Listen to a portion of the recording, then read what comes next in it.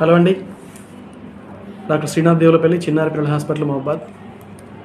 ఇక ఈరోజు విషయం ఏంటంటే, నార్మల్గా పేరెంట్స్ పుట్టిన తర్వాత బేబీస్ పుట్టిన తర్వాత ఒక 4-5 రోజులలో బేబీని తీసుకొని హాస్పిటల్కి వస్తారు.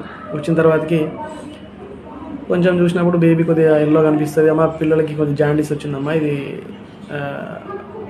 కొంచెం ఎక్కువనే ఉన్నాయి, మామూలుగా టెస్ట్ చేసినట్టయితే కొంచెం ఎక్కువనే ఉన్నాయమ్మా, ఇట్లా బాక్స్లో పెట్టాల్సి వస్తుంది, ఇక్కడ లైట్స్ ఉంటాయి, ఫోటోథెరపీ యూనిట్స్ అని ఉంటాయి, ఆ ఫోటోథెరపీ యూనిట్స్లో పెట్టాల్సి వస్తుంది అని చెప్పగానే ఇక వాళ్ళు లేదు సార్ మేము ఎండకు పెట్టుకుంటాం తగ్గిపోతుంది లేండి, ఇక మస్తు చూసినాం మా పోరగాళ్ళందరికీ అని చెప్పేసి చెప్తుంటారు.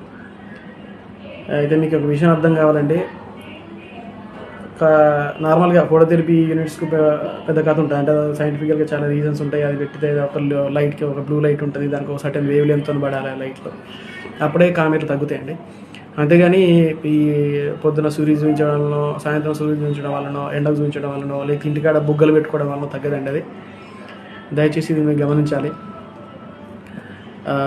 ఇక సైంటిఫిక్గా చాలా రీజన్స్ ఉంటాయి. లేక అది చదవంతా ఇప్పుడు మీకు చెప్పలేం, కానీ వీళ్ళంత వరకు అంటే జాండీస్ బాగా ఎక్కువ ఉంటేనే డాక్టర్ గారు చెప్తారు ఫోటోథెరపీలో పెట్టుకోవాలని చెప్పేసి.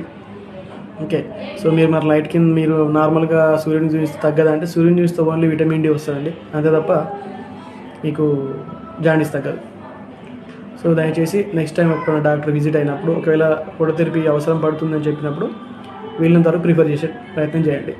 థ్యాంక్ యూ, ధన్యవాదాలు.